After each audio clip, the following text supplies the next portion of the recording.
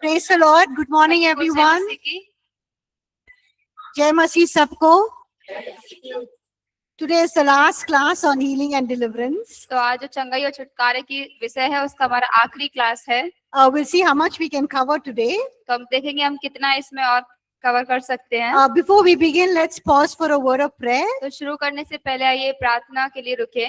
Can I ask one of the ladies to lead us in prayer this morning? क्या महिलाओं में से किसी को पूछ सकते हैं प्रार्थना में अगुवाई करने के लिए? Who has the mic? Mic किसके पास है? Pray कर सकती हो अंजलि, right? धन्यवाद पिता परमेश्वर, आपकी महिमा जीवित पवित्र और सामर्थ्य यीशु पिता, हम आपको धन्यवाद दें. आपकी उपस्थिति चाहते हैं, आपका अनुग्रह चाहते हैं पिता परमेश्वर. आपकी ज्ञान और प्रकाश की आत्मा हमें मिलने पाए. जैसे हम वचन को सुनते हैं पिता, सचमुच पिता विश्वास सुनने से आता है. हमारा विश्वास बढ़ने पाए. हमारे पिता आप हमसे बातें कीजिए और आपका वचन हमारे हृदय में जड़ पकड़ने पाए पिता, ताकि आपकी महिमा होने पाए, ताकि हम फल लाने वाले बनने पाए पिता. सभी टीचर्स को, सभी बच्चों को, इस जगह को आपके पवित्र लौ में ढापते हैं. प्रभु यीशु के नाम में प्रार्थना करते हैं. आमीन. Amen. आमीन. Thank you, Anjali. धन्यवाद. So let's look at chapter 3. Yesterday we finished chapter 2. कल हमने दूसरा अध्याय खत्म किया, आज हम तीसरे अध्याय की ओर बढ़ेंगे. And chapter 3 is talking about the Father's works. और जो अध्याय 3 है वो पिता के काम के बारे में बताता है. It's talking about how Jesus ministered healing and deliverance. और वो इस बारे में बताता है कि कैसे यीशु ने चंगाई और छुटकारे की सेवा की. And the importance he gave for healing and deliverance. और जो महत्वता उन्होंने चंगाई और छुटकारे के लिए दी. So we'll look at that and we'll see what we can learn from that. तो हम उसे देखेंगे और देखेंगे फिर हम उससे क्या सीख सकते हैं. So when God became man, तो जब परमेश्वर जो है मनुष्य बना, Jesus came to the earth not only to die on the cross for our sins, यीशु मसीह हमारे लिए इस पृथ्वी पे आए केवल हमारे पापों के लिए मरने के लिए ही नहीं, but he also came to reveal the Father heart of God to us. बल्कि लेकिन वो जो पिता का हृदय है हमारे लिए उसको भी प्रकट करने के लिए आए. He came to show us who the Father is and what the Father does. हमें वो ये दिखाने आए कि पिता कौन है और पिता क्या करता है. So he came to represent the Father and do the Father's will. तो वो जो पिता है उसका प्रतिनिधित्व करने आए और वो जो पिता के कार्य हैं उन्हें करने आए. And everything that Jesus revealed was what the Father is like. और जो कुछ भी यीशु ने प्रकट किया वो इस प्रकार था कि जैसा पिता है. And one of the important ministries of Jesus और यीशु की सबसे एक महत्वपूर्ण सेवकाई was destroying the works of the devil. वो था जो शैतान के कार्य हैं उन्हें नाश करना. And to bring healing, deliverance and restoration to the people. और चंगाई को लेके आना, छुटकारे को लेके आना और उनके जीवन को फिर से पुनर्स्थापित करना. We see that Jesus not only came to do the Father's works himself, और हम ये देखते हैं कि यीशु खुद ही पापों जो पिता के कार्य उन्हें करने नहीं आया, but he has also called us, you and me, to do the same things that he has done. लेकिन उन्होंने हमें और आपको भी वही चीज करने को बुलाया जो उन्होंने किया. So we have to follow his example. तो हमें उनके उदाहरण को मानना है. And we need to continue what Jesus has done. He has began the Father's work on और earth. हमें उस बात को करते रहना है जो यीशु ने पिता के कार्य शुरू किए हैं.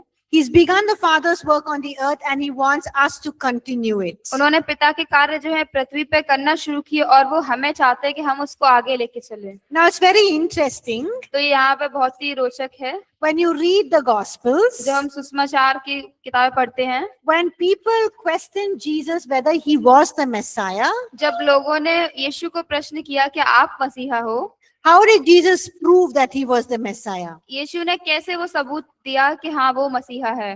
क्या सबूत दिया? What was the proof he gave? He says, look at my works. तो उन्होंने कहा हाँ मेरे कार्यों को देखो. Yes, he said, look at my works, look at the signs, miracles and wonders that I'm doing. उन्होंने कहा चिन्ह, चमत्कार, अद्भुत कार्य जो मैं कर रहा हूँ उन्हें देखो. And he pointed to the supernatural. और जो अलौकिक कार्य है उनके ऊपर ध्यान दिया. Now when you read the Gospels, you can think Jesus could have pointed. तो जब हम सुसमाचार पढ़ते तो हम सोच सकते हैं कि यीशु मसीह जो उस पर ध्यान दे सकते थे.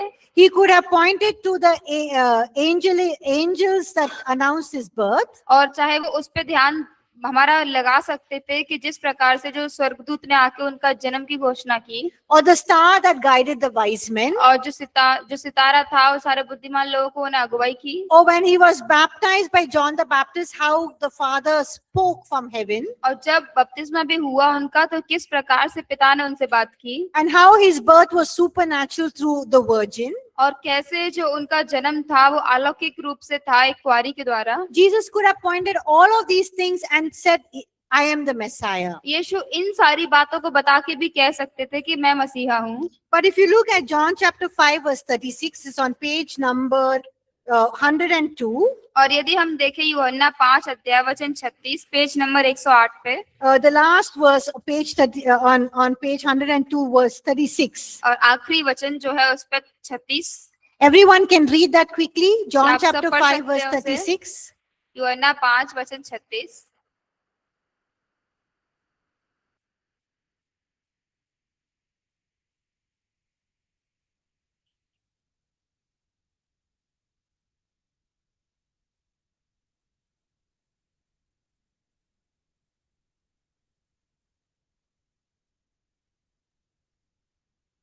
So here in John chapter 5 verse 36, तो यहाँ पे यूहन्ना 5 अध्याय वचन 36 में Jesus is saying, yes, God chose John the Baptist to testify that I am the Messiah. तो यीशु कह रहे हैं कि हाँ, जो पिता है उसने यूहन्ना बपतिस्मा देने वाले को चुना मेरी गवाही ये देने के लिए कि मैं मसीहा हूँ। But he says, I have a greater witness than John the Baptist. लेकिन वो कहते हैं कि मेरे पास यूहन्ना से भी बड़ी गवाही है। And what is that greater witness? वो क्या बड़ी गवाही है? The works, yes. He says, उनके कार्य। for the works which the Father has given me to finish. तो वो कहता है क्योंकि जो काम पिता ने मुझे करने को सौंपा है। And he says, those works bear witness of me that the Father has sent me. तो वो कहते हैं कि अर्थात यही काम जो मैं करता हूँ वे मेरे गवाह है कि पिता ने मुझे भेजा है। So what is a witness that Jesus is giving that he is a Messiah? तो यहाँ पे क्या गवाह है जो यीशु दे रहे हैं कि वो मसीहा है?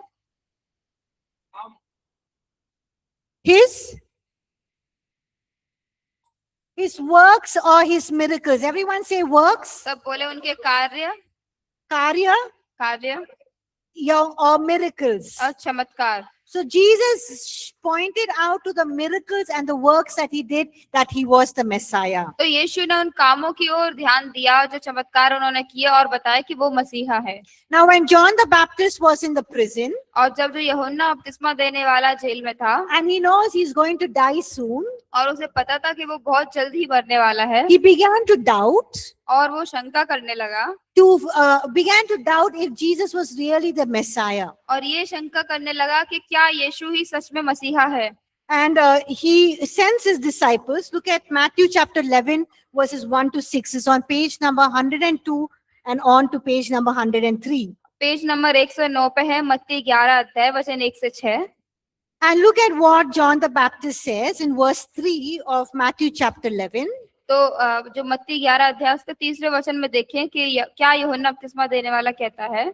He tells his disciples, go and ask Jesus, और वो कहते हैं अपने चेलों को कि जाओ यीशु को पूछो are you the coming one or we look for someone else? कि क्या आने वाले आप ही हैं या हम दूसरे की बाट जो हैं। So the John the Baptist disciples come to Jesus और तो जो यूहन्ना बपतिस्मा देने वाले के चेले हैं वो यीशु के पास आते हैं and ask him, Jesus, are you the Messiah or should we look for someone else? तो यीशु से आके पूछते हैं कि क्या आप मसीहा हैं या हमें किसी और के लिए इंतजार करना चाहिए। What is the answer that Jesus gives? यीशु क्या उत्तर वहां पे देते हैं? Look at verse 5. तो वचन 5 देखें। Everyone read verse 5 by yourselves. सबको अपने आप से पढ़िए।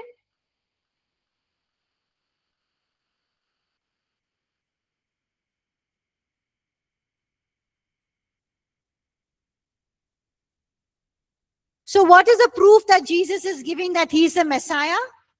तो यहाँ पे क्या सबूत है जो यीशु दे रहे हैं कि यीशु मसीहा है? All the miracles that he has done. जो भी चमत्कार उन्होंने किए हैं सारे। He's telling, he could have told John the Baptist, तो वो यूहन्ना बपतिस्मा देने वालों को ये शायद बोल सकते थे, Arey John the Baptist, don't you know you only baptized me? तो कि क्या यूहन्ना बपतिस्मा देने वाले तुम्हें नहीं पता, तुमने ही मुझे बपतिस्मा दिया And you saw the Holy Spirit coming like a dove. और तुमने देखा पवित्र आत्मा कबूतर के रूप में आते हुए And you heard God the Father speaking that this is my son. और तुमने पिता परमेश्वर को बोलते हुए भी सुना कि ये मेरा पुत्र है And that was proof enough that I am the Messiah. और वो जो सबूत काफी था कि मैं मसीहा हूँ। But Jesus does not give that as the proof. लेकिन यीशु उसे एक सबूत करके नहीं देते, He tells all the miracles that he has done. वो उन सारे चमत्कारों को बताते जो उन्हें किए He थे। tells, go and tell John the Baptist, और तो वो कहते कि जाके यूहन्ना बपतिस्मा देने वाले को बताओ, the blind see, अंधे देखते हैं, the lame walk, लंगड़े चलते हैं, the lepers are cleansed and healed, कोड़े शुद्ध किए जाते हैं, the deaf hear, बहरे सुनते हैं, and the dead are raised to life. मुर्दे जिलाए जाते हैं And the gospel is preached. और जो सुसमाचार है वो सुनाया जाता है। So what is the proof that Jesus is giving that he is the Messiah? तो यहाँ पे क्या सबूत है जो यीशु दे रहे हैं मसीहा होने का? His miracles or all the healings that he has done. उनके चमत्कार और जो भी चंगाई है जो उन्होंने की है वो सब। So what do we learn from this? तो हम इससे क्या सीखते हैं? That Jesus wanted the people to recognize तो यीशु ये चाहते थे लोगों को कि वो ये पहचाने that he had come to do the Father's works. कि वो पिता के काम करने के लिए आए हुए हैं। And what is the Father's और works? पिता के कार्य क्या है? Yes, what is the Father's works? पिता के कार्य क्या है? Healing. चंगाई। Everyone say healings, सब बोले चंगाई, miracles, चमत्कार, preaching प्रचार, and teaching शिक्षा देना, the word of God or the kingdom of God. परमेश्वर का वचन और परमेश्वर का राज्य। Amen. Amen. So we are also supposed to do the same thing. तो हम भी जो चीज उन्होंने की वही करने के लिए हैं। What are we supposed to do? हमें क्या करना चाहिए? Healing, चंगाई, preaching, चमत्कार, teaching, प्रचार, signs, miracles, and wonders. चिन्ह, चमत्कार और अद्भुत कार्य। Now, when Jesus saw a man born blind, तो जब यीशु ने एक अंधे व्यक्ति को देखा जो जन्म से अंधा था, we read about this in John chapter 9. हम इसको पढ़ते हैं यूहन्ना 9 अध्याय में। It's there on page number 104 in the English books. Page number 110 पे है हिंदी किताब में। Look at what his disciples asked Jesus. तो देखिए यहाँ पे यीशु क्या चेले क्या पूछते हैं यीशु Look से। at verse 2. दूसरा वचन देखें, John chapter 9 verse 2. यूहन्ना 9 अध्याय वचन 2। Everyone read that please. सबको इसे पढ़िए। Read verse 2, 3 and 4. वचन 2, 3 और 4 पढ़े।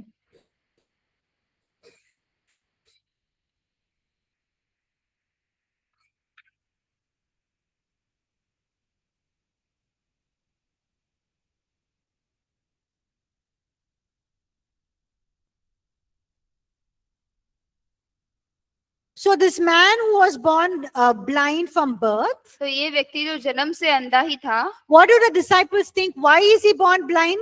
तो चेले क्या सोचते हैं कि क्यों ये अंधा जन्मा है?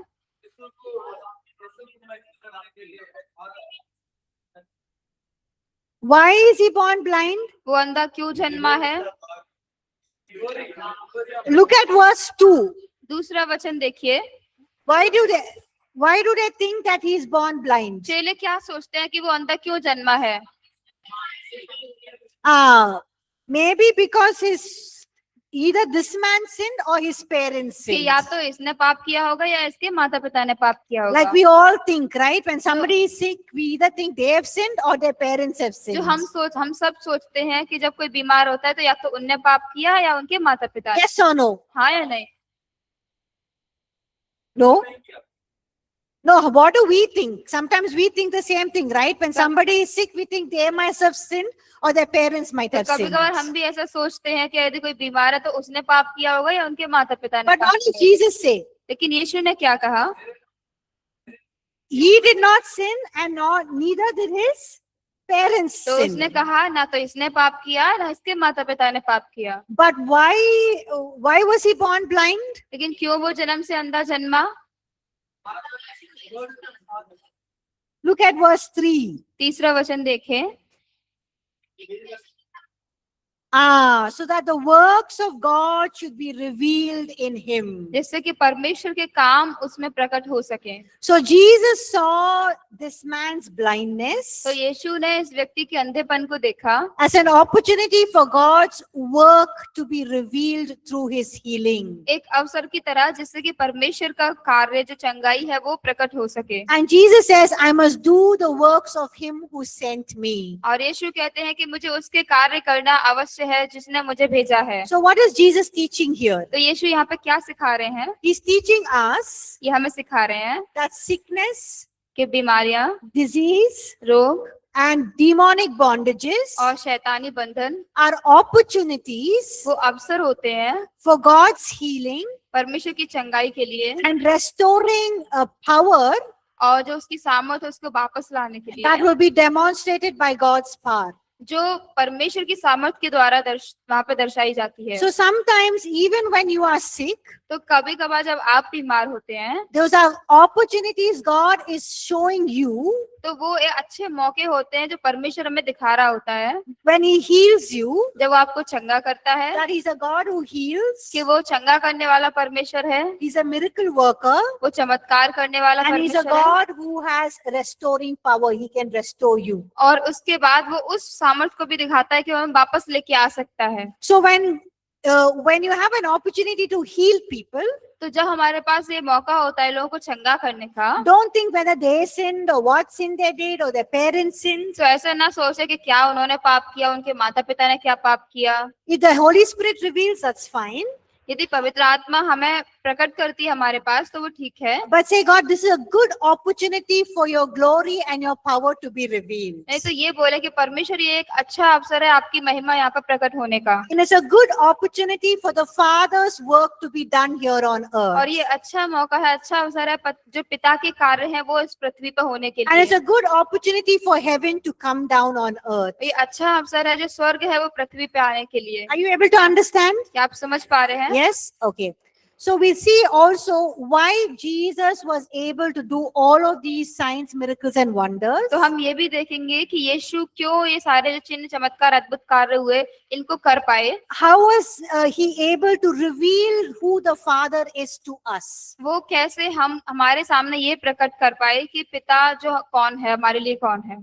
We see that Jesus walked very closely with the Father. और हम ये देखते हैं कि यीशु मसीह जो है पिता के साथ बहुत करीबी में होके चला। If you look at page number 107, bosom of the Father. और यदि हम पेज नंबर 114 देखें, In the English books is 107. Hindi में 114, Look at what John chapter 1 verse 18 says. तो देखिए यूहन्ना 1 अध्याय वचन 18 क्या कहता है। Everyone please read it quietly by yourselves. सबको इसे पढ़ें शांति से। आप John chapter 1 verse 18. यूहन्ना 1 अध्याय वचन 18।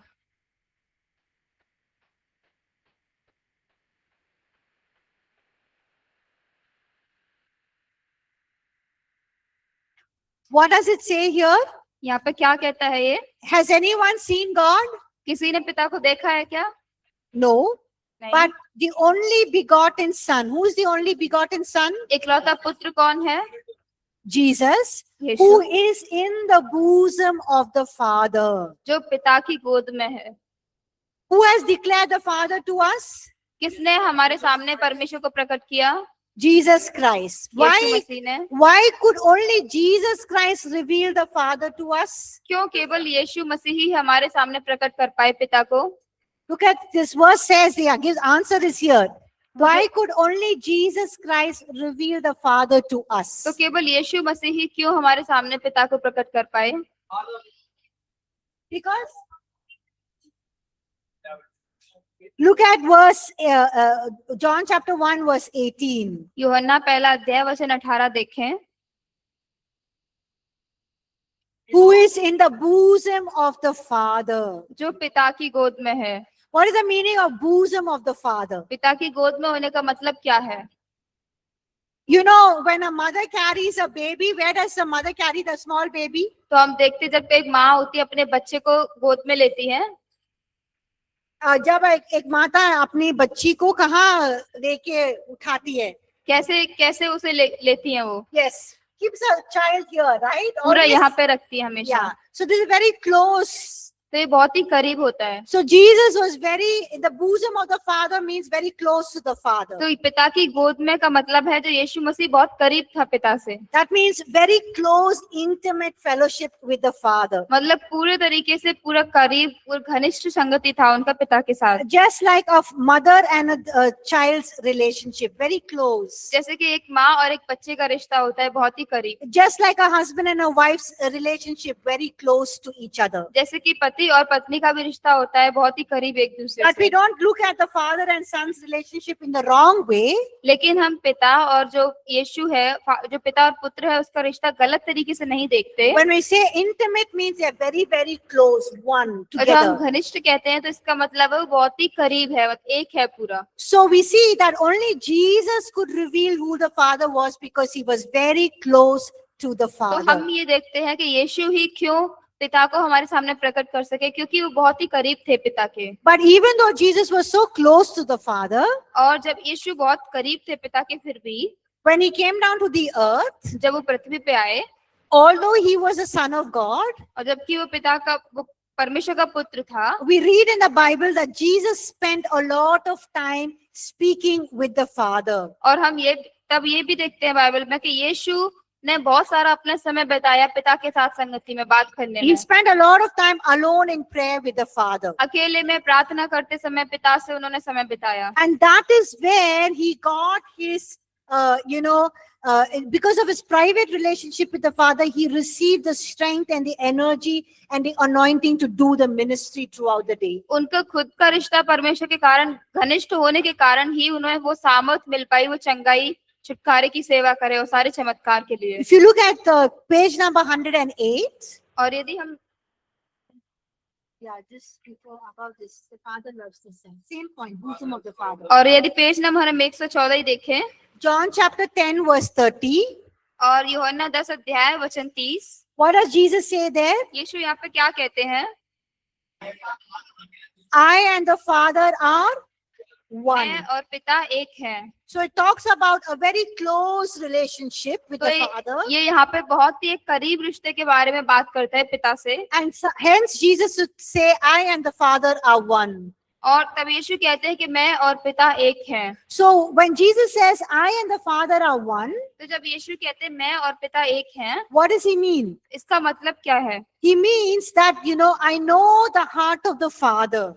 उनका कहने का मतलब है कि मुझे पिता का हृदय पता है। I know what the Father wants me to do today. मैं जानता हूँ पिता आज क्या चाहता है मुझसे करने के लिए। I've heard the Father's voice. He has told me what he wants me to do. मैंने पिता की आवाज को सुना है, मुझे पता है क्या मुझे बोला गया है करने को। And he has spoken to me and told me what I need to speak and teach the people. और वो मुझसे बोले हैं, उन्होंने मुझे बताया आज मुझे क्या बात करने की जरूरत है, लोगों से क्या प्रचार करने की जरूरत है। And he's saying, I have followed the Father's leading. और वो कह रहे हैं कि जो पिता की अगुवाई है मैं उसके पीछे चला हूँ। So in the same way, तो उसी तरह if we all want to do the supernatural, यदि हम सब वो अलौकिक कार्य करना चाहते हैं, if we want to heal people, यदि हम लोगों को चंगा करना चाहते हैं, then what is the important thing we need to do like Jesus? तो यीशु की तरह महत्वपूर्ण चीज क्या है जो हमें करनी चाहिए? Yes, we need to be very intimate or very close with the तो Father. हमें पिता के साथ बहुत ही करीब होना चाहिए, हमारा रिश्ता बहुत घनिष्ठ होना चाहिए। And how was Jesus very close with the Father when he was on the earth? तो यीशु कैसे पिता के बहुत करीब थे जब वो पृथ्वी पे थे? Yes, प्रार्थना की द्वारा. He always used to pray and spend time the whole night. Sometimes he's speaking to the Father. वो बहुत तरीके से परमेश्वर के साथ प्रार्थना में समय बिताया करते थे। We also see that Jesus did what he saw the Father doing. और हम ये भी देखते हैं कि यीशु ने वह किया जो पिता करता है। Now, after Jesus healed the crippled man at Bethesda, और जब जो व्यक्ति वहाँ पे बेथसेदा में लंगड़ा हुआ था उसको चंगा किया, you know that story where the swimming pool and all the sick people are sleeping or sitting around the swimming pool? तो हम जानते हैं उस तालाब की कहानी जहाँ थे, वहाँ पे बहुत सारे लोग थे, बैठे हुए थे। In John chapter 5, यूहन्ना 5 अध्याय में। and they had to believe that Suddenly the angel will come and shake the water, और उनका ऐसा विश्वास था कि अचानक से एक दूत आके उस पानी को हिलाएगा and whoever falls or jumps into the water first will be healed. और जो कोई भी उसमें सबसे पहले जाके कूदेगा वो चंगा होगा। So there was a crippled man. तो वहां पे लंगड़ा व्यक्ति था, I think he was crippled for 38 years. तो वो शायद 38 साल से वो लंगड़ा था, And Jesus goes to him और यीशु उसके पास जाते हैं and he heals only him. Even though there are all lot of sick people, Jesus heals only him. और वो वहां पे बहुत सारे जबकि बीमार लोग थे, लेकिन फिर भी यीशु उसे ही चंगा करते हैं। Why do you think Jesus healed only him? आप क्यों सोचते हैं कि यीशु ने केवल उसे ही चंगा किया? Because in that around that swimming pool, there were so many sick people. क्योंकि उस तालाब के आसपास और भी बहुत सारे बीमार लोग थे, But Jesus healed only one person. लेकिन यीशु ने केवल एक व्यक्ति को ही चंगा किया। Why do you think he healed only one? क्यों? आप बताइए कैसा लगता है कि उन्होंने क्यों एक ही को चंगा किया?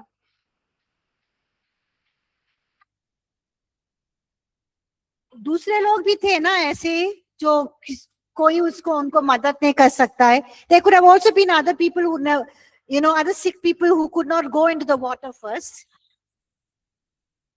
There might have been other people who are more than 38 years over there.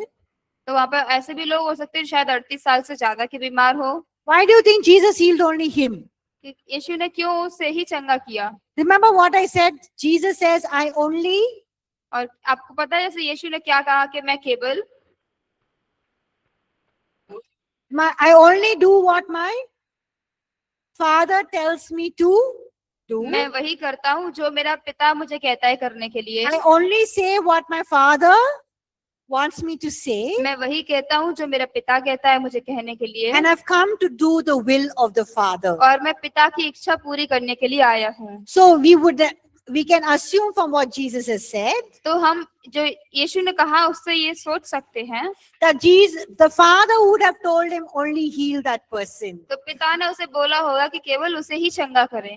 And when Jesus healed that person, और जब यीशु ने इस व्यक्ति को चंगा किया, all the Pharisees and the Sadducees were very unhappy and angry because Jesus healed on a Sabbath day. और जो फरीसी लोग थे और सदूसी लोग थे बहुत ही गुस्सा थे यीशु से, क्योंकि यीशु ने उसे सब्त के दिन में चंगा किया था। And look at what Jesus says in John chapter 5 verse 19. तो आइए देखिए यीशु क्या कहते हैं यूहन्ना 5 अध्याय 19 वचन It's में। on page number 110. Page number 117 पे Jesus says, what does he say? यीशु ने क्या कहा यहाँ पे? What does Jesus say? यीशु ने क्या कहा? The Son can do nothing of himself, कि पुत्र खुद आपसे वो कुछ नहीं कर सकता, but he does only what he sees the Father do. केवल वही करता है जो पिता को करते देखता है। So what do we learn from this? तो हम इससे क्या सीखते हैं? Jesus does not just go and heal anyone and everyone he feels like healing. यीशु ऐसे ही नहीं चले जाते और जो महसूस करते हैं जैसे चंगा करने का उन्हें चंगा करते हैं, But he followed, the Father's direction. लेकिन वो पिता के जो निर्देश हैं उनको मानते हैं। And how did he follow the Father's direction? और कैसे वो पिता के जो दिशा निर्देश हैं उन्हें मानते हैं? Because he had a deep, intimate, close relationship with the Father. क्योंकि उनका जो रिश्ता परमेश्वर के साथ बहुत घनिष्ठ, बहुत करीबी रिश्ता था। So he could have heard the Father say, go and heal that person. और जब वो सुनते हैं कि जाओ उस व्यक्ति को चंगा करो, Or when he was praying, he could have seen the Father show him going to that pool and healing that man. और हो सकता है शायद जब वो प्रार्थना कर रहे हो तो उन्हें दिखाया हो परमेश्वर ने कि उस जो तालाब है वहां जाते हुए उस व्यक्ति को चंगा करते हुए। So what does this teach us? तो हमें ये क्या सिखाता है? It teaches us that ministry is not about doing our work. तो हमें ये सिखाता है कि सेवकाई ऐसा नहीं है कि हम उसमें अपने कार्य करें। It's not about going where we want to go. वो इस बारे में भी नहीं है कि हम जहां हम जाना चाहते हैं वहां जाना। It's not about preaching and teaching where we want to preach and teach. और ये इस बारे में भी नहीं है कि जहां हम प्रचार करना चाहते, सिखाना चाहते, वहां जाके करें। But it's doing the work of the Father or God. और लेकिन वो इस बारे में है कि हम पिता के कार्य करें, परमेश्वर के कार्य करें। And ministry is joining with the Father और सेवकाई ही है पिता के साथ जुड़ना and doing what he's already doing. और उसको करना जो पहले से ही कर रहा है। So when you have a deep, intimate fellowship and relationship with God, तो जब हमारा रिश्ता परमेश्वर के साथ बहुत घनिष्ठ होता है, करीब होता है, you will hear clearly what he wants you to do, what he wants you to say, where he wants you to go. तो हम पूरी तरह से स्पष्ट रूप से ये सुन सकते हैं कि वो हमें क्या करना चाहता है, हमसे हमें कहाँ लेके जाना चाहता है, कहाँ जाना चाहता है। Another thing we learn from Jesus' ministry, और अगली चीज जो हम यीशु की सेवकाई से सीखते हैं, we see that Jesus wanted or sought to do the Father's will. हम ये देखते हैं कि यीशु मसीह केवल पिता की इच्छा ही करना चाहते थे। Jesus was completely surrendered to do the will of the Father. यीशु मसीह पूरी तरह पिता की इच्छा पूरी करने के लिए समर्पित थे। Look at John chapter 5 verse 30. It's on page number 111. आइए देखें यूहन्ना 5 अध्याय वचन 30 पेज नंबर 117 पे। All of you can please read that by yourselves, please. आप सब इसे पढ़ सकते हैं आप खुद से।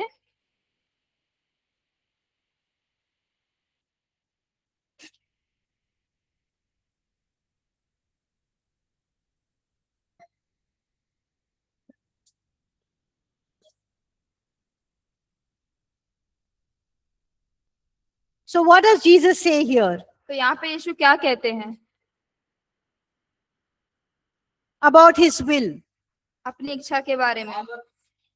What does he say about his will? वो अपनी इच्छा के बारे में क्या कहते हैं? I do not seek to do my own will, वो कहते हैं मैं मेरी इच्छा को नहीं पूरा करना चाहता, but I come to do the will of whom? लेकिन मैं किसकी इच्छा पूरी करने आया हूँ? The Father who sent me. पिता की जो मुझे भेजता है। So here we see यहाँ पे हम देखते हैं that Jesus always chose to be obedient to the Father, यीशु ने हमेशा पिता की ओर आज्ञाकारी बने रहना ही चुना, even when it was difficult. और जब वो कठिन था तब भी। Now, let me ask you a question. तो आइए हम आपको एक प्रश्न पूछेंगे, When did Jesus find it very difficult to do the will of the Father? यीशु ने कब सबसे ज्यादा कठिन महसूस किया पिता की इच्छा को पूरा करना? Huh? कहाँ? In Gethsemane. Very good. गत्समनी में। In Gethsemane, what did Jesus say? If it is your will, take away this cup. यीशु क्या कहते हैं गत्समनी में कि यदि आपकी इच्छा है तो आप इस प्याले को मेरे सामने से हटा दें। But then he still chose to obey God the Father. लेकिन फिर भी जो पिता परमेश्वर है उनकी आज्ञा मानना चुनते हैं। He said, yet not my will, but your will be done. और वो कहते हैं कि मेरी इच्छा नहीं परंतु आपकी इच्छा पूरी हो। So we see that Jesus did not minister for his own glory, तो हमने देखते हैं कि जो यीशु ने सेवकाई की वो खुद की महिमा के लिए नहीं की, but he ministered to glorify the Father बल्कि उन्होंने सेवकाई परमेश्वर को महिमा देने के लिए की and to please the Father. और पिता को प्रसन्न करने के So लिए। even when you and I preach and teach, तो जब आप और हम भी प्रचार करते हैं, सिखाते हैं or desire to do the supernatural, और इच्छा रखते हैं अलौकिक कार्य करने की, our prayer and desire must always be God, that God the Father will be glorified, हमारी प्रार्थना और हमारी इच्छा हमेशा यही होनी चाहिए कि जो पिता परमेश्वर है उसकी महिमा हो and that he will be pleased, और इससे वो प्रसन्न हो and that his works will be done here on earth just like Jesus did. और उसके कार्य इस पृथ्वी पे उसी तरह हो जैसे यीशु ने किए। So this is how we must live as believers. तो ऐसे ही हमें जीना चाहिए विश्वासी होने के नाते। Our goal is not our own success, जो हमारा लक्ष्य है वो खुद की सफलता नहीं है, but we must live to glorify God the Father. बल्कि हमें पिता को महिमा देने के लिए जीना चाहिए। We also see that Jesus taught only what he heard the Father speak. और हम ये भी देखते हैं कि यीशु ने वही सिखाया जो उन्होंने उसे बोलते हुए सुना, Or Jesus spoke what the Father taught him.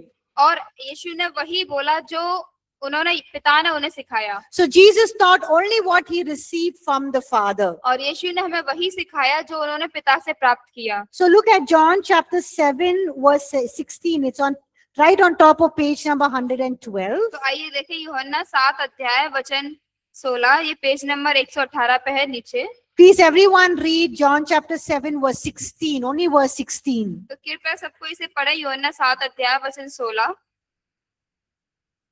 What does Jesus say?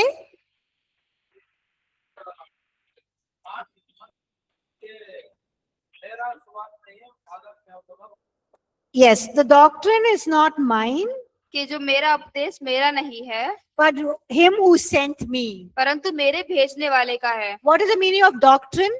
और ये उपदेश का मतलब क्या है? Doctrine means teachings. उपदेश का मतलब वहाँ पे जो शिक्षा दी जाती वो। So Jesus is saying all that I'm teaching तो यीशु कह रहे हैं जो कुछ भी मैं सिखा रहा हूँ is not mine, but him who sent me. वो मेरा नहीं है बल्कि उसका है जिसने मुझे भेजा है। So whatever Jesus heard in the private, तो यीशु ने जो कुछ भी उनके व्यक्तिगत समय में सुना, when he had that fellowship or prayer with the Father, जब उनकी संगति और प्रार्थना परमेश्वर के साथ हुई, he proclaimed that publicly. तो उन्होंने उसको पब्लिक में समाज के सामने पूरा घोषित किया। So what does this teach us? तो हमें ये क्या सिखाता है? It teaches us that effective ministry, हमें ये प्रभावशाली सेवकाई के बारे में बताता है। or if we want to be effective in our ministry, और यदि हम हमारी सेवकाई में प्रभावित होना चाहते if हैं, our teaching and preaching and the miracles that we do have to be effective, और यदि जो चंगाई, जो प्रचार, जो चमत्कार हम कर रहे हैं वो प्रभावशाली होने हैं,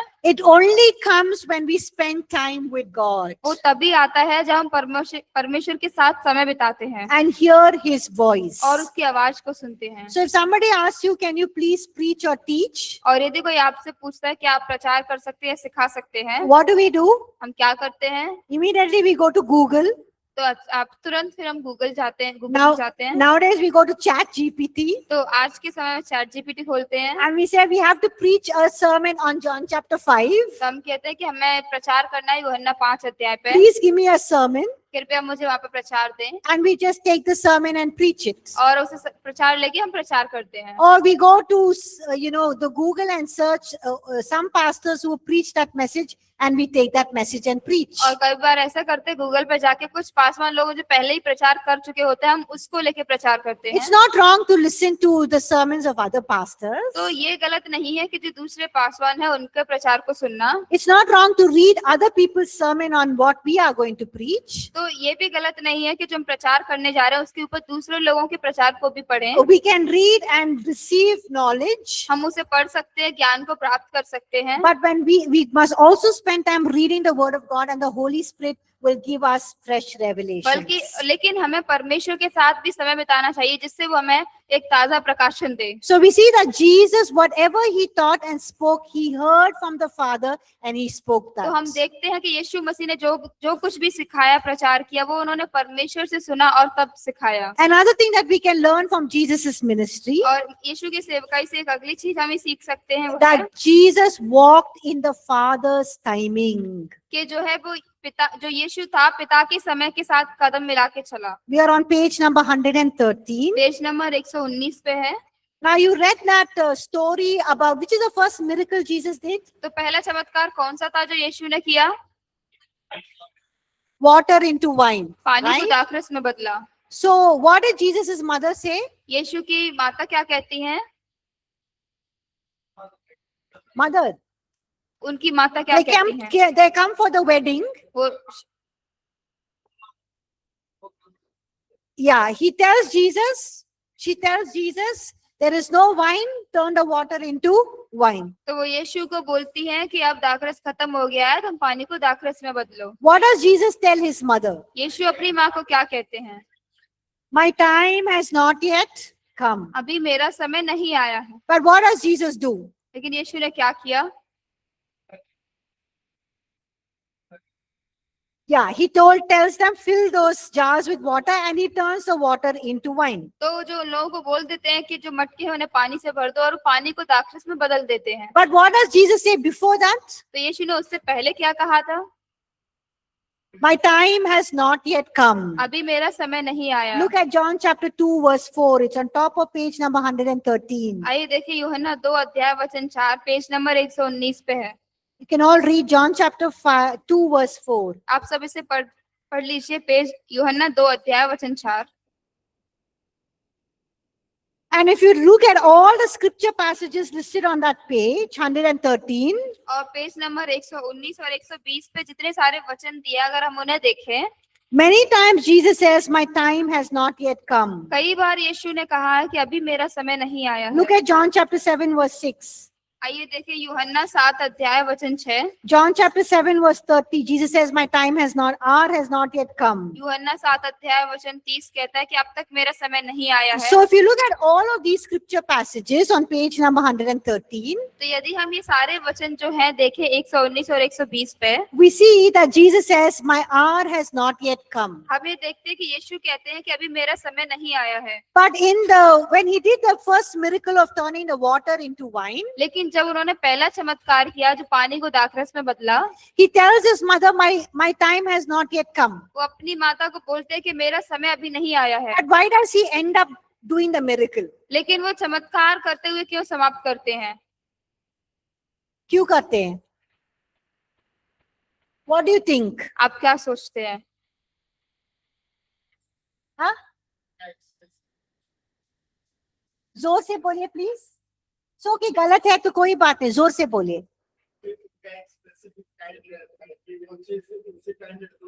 Okay, he had a specific time to do specific things for it to be fulfilled. Yes, very good. तो उनका एक निश्चित समय होता है चीजों को करने के लिए। But here he tells his mother, my time has not yet come, but he still goes ahead and does the miracle. Why? लेकिन वो यहाँ पे अपनी माँ को बोलते हैं कि मेरा समय अभी नहीं आया और आगे चल के वो चमत्कार को कर देते हैं। क्यों?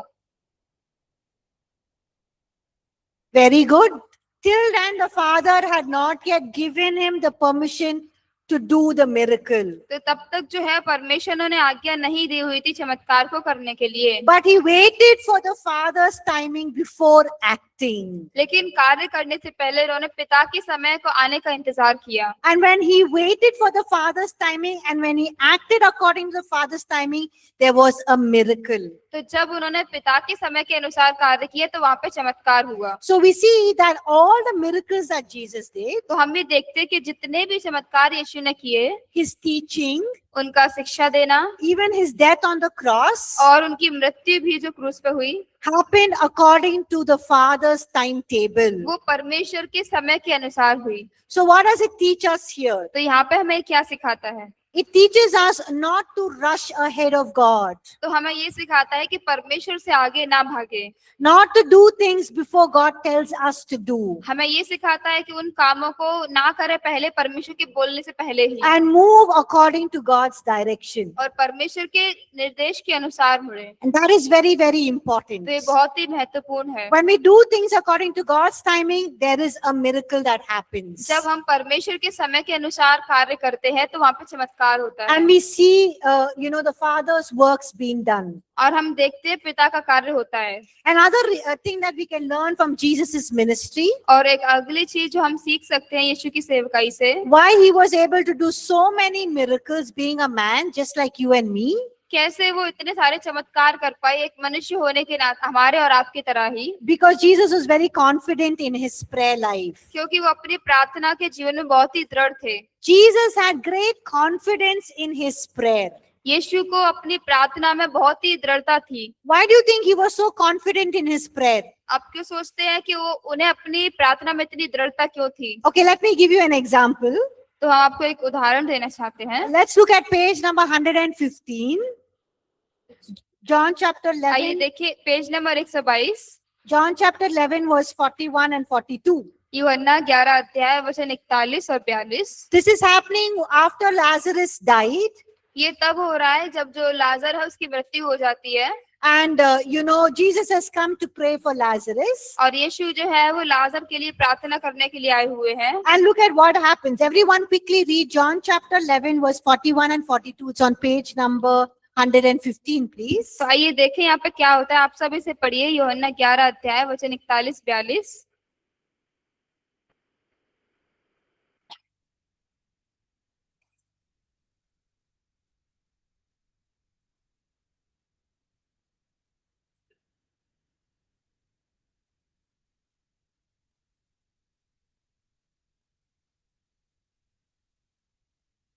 So what is Jesus saying? Take away the stone that is covering the Lazarus's tomb. तो यीशु क्या कह रहे हैं यहाँ पे कि उस पत्थर को हटाओ जो लाजर की कब्र थी उसको सामने रखा हुआ था। And does Jesus say, Lazarus, in the name of the Father, I tell you to come out? और यीशु कहते हैं कि लाजर मैं तुम्हें पिता के नाम से कहता हूँ बाहर आने के लिए। Does he say that? क्या वो ऐसा कहते हैं? Does he say that? क्या वो ऐसा कहते हैं? What does he say? वो क्या कहते हैं? Father, I thank you that you have heard me. वो कहते हैं, पिता मैं तेरा धन्यवाद करता हूँ कि तूने मेरी सुन ली है। That means Jesus has already prayed for Lazarus's resurrection. इसका मतलब जो यीशु ने है उसकी लाजर के पुनरुत्थापन के लिए पहले ही प्रार्थना कर दी है। And what does Jesus expect the Father to do? और यीशु क्या उम्मीद करते हैं पिता से करने के लिए? What does Jesus expect the Father to do? यीशु क्या उम्मीद करते हैं कि पिता करे? Jesus is saying, Father, I thank you that you have heard me. यीशु कह रहे हैं, पिता मैं धन्यवाद करता हूँ कि आपने मुझे सुन लिया है। And what is Jesus expecting the Father to do? और यीशु क्या उम्मीद कर रहे हैं? हाँ? एक क्षण बोलिए तो सुन सकती हूँ। He expects the Father to hear his prayer and answer the prayer. और वो उम्मीद करते हैं कि उनकी प्रार्थना सुनी जाए, उसका उत्तर मिले। So you see the boldness in Jesus' prayer. तो हम ये देखते हैं कि कितना ज्यादा हियाव है यीशु की प्रार्थना में। He was a human being just like you and me, वो मनुष्य था हमारे और आपकी तरह ही, but he's praying so confidently. लेकिन वो बहुत ही हियाव के साथ प्रार्थना कर रहा है। He's not saying, Father, please raise Lazarus back from the dead. और वो ऐसा नहीं कर रहे कि पिता कृपया जो लाजर है उसको मृत्यु से जिलाएं। He's already saying, Father, I thank you that you've heard me. You're going to do this miracle. You're going to raise वो Lazarus. पहले से ही कह रहे हैं कि पिता मैं धन्यवाद करता हूँ, आपने मेरी प्रार्थना को सुन लिया, आप लाजर को मृत्यु से उठाएंगे। Why do you think Jesus is so confident in his prayer and so bold in his prayer? तो यीशु अपनी प्रार्थना में इतने दृढ़, इतना हियाव कैसे है? क्यों है ये? Because he has a very strong, good, close relationship with the Father. क्योंकि पिता के साथ उनका बहुत ही करीब और घनिष्ठ रिश्ता था। You know, I know of people और हम ऐसे लोगों को जानते हैं who flow in the supernatural and in miracles. जो कि चंगाई और अलौकिक कार्य में बहुत अच्छे से कार्य करते हैं। They're very simple people, ordinary people like you and me working in offices. वो बहुत ही साधारण लोग हैं, हमारे और आपकी तरह कार्य करते हैं ऑफिस में। But they love the Lord and they spend a lot of time in praying. लेकिन वो बहुत परमेश्वर को बहुत प्रेम करते हैं और समय बिताते हैं प्रार्थना में। And you know, I know one of them from APC. और एक मेंबर है जो सदस्य है वो एपीसी के ही हैं। He prays for people to be healed. और वो प्रार्थना करते हैं लोगों की चंगाई के लिए। And sometimes when he prays for people, once when he was praying for somebody's healing, और एक बार वो किसी की चंगाई के लिए प्रार्थना कर रहे थे। he just listened to what the person was suffering. और उन्होंने उस व्यक्ति को सुना जिससे वो गुजर रहा था उस चीजों से। And he said very confidently, Jesus has healed you. और उन्होंने बड़े ही हियाव के साथ बोला कि यीशु ने तुम्हें चंगा कर दिया है। You don't have to worry, Jesus has healed you. कि तुम्हें चिंता करने की कोई जरूरत नहीं है, यीशु ने तुम्हें चंगा कर दिया And है। he told all of us who were there to pray, you don't have to pray, Jesus has healed her. और वहां पे जितने सारे लोग थे उन सबको बोल दिया कि आप प्रार्थना करने की जरूरत नहीं है, और पहले यीशु ने चंगा कर दिया I was very shocked. तो बहुत ही अचंभित हुए वहां पे। But that person was really healed. और वो व्यक्ति सच में चंगा हुआ था। And I was thinking, wow, what a boldness and confidence in saying that. तो फिर हम ये सोच रहे थे कि कितना हियाव है इस बात को कहने में। Because you know that we could have laughed at him and say, hey, the person is not healed, but the person actually was healed later on. तो वहां पे था कि हम शायद उस व्यक्ति के ऊपर हंस सकते थे कि कुछ नहीं, चंगा नहीं हुआ, लेकिन वो व्यक्ति सच में चंगा हुआ था। How this person is not a pastor, not a healing evangelist, not an apostle, just simple ordinary man. तो जो व्यक्ति था वो कोई पासवान नहीं था या कोई बड़ा पास चंगाई करने वाला नहीं था, वो साधारण मनुष्य था। And I was so shocked at his boldness and confidence in saying, he's healed, you don't have to pray for. She's healed, you don't have to pray for. और बहुत ही दृढ़ता, बहुत ही हियाव उनकी प्रार्थना में देखिए कि हम बहुत अचंभित हुए कि कहते हैं कि अब ये चंगा है।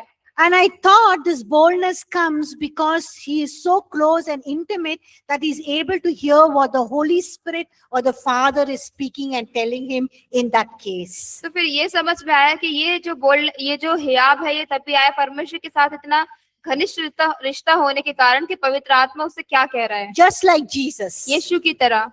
Isn't that interesting? तो क्या ये बहुत ही अच्छी बात नहीं So है? it's not only that person, but all of us can come to that place when we are so close in our intimate in our relationship with the Father, like Jesus was. तो केवल वो उस व्यक्ति के बारे में ही नहीं है, बल्कि हम और आप जैसे बहुत ही करीब रिश्ता यीशु का था पिता के साथ। And even the Father wants us to grow in that same confidence in prayer. और पिता भी हमें चाहता है उस जो बड़ा हियाव है प्रार्थना के हियाव में बढ़ने के लिए। And we can also come to that place where we can confidently say, no, this person is healed, no need to pray anymore. और हम सब भी इस ऐसे जगह पे पहुंच सकते हैं जहाँ कहें कि अब और प्रार्थना करने की जरूरत नहीं है, ये व्यक्ति चंगा है। Amen? Amen. Okay, we'll take a break and we'll come back. Break लेके हम वापस आएंगे।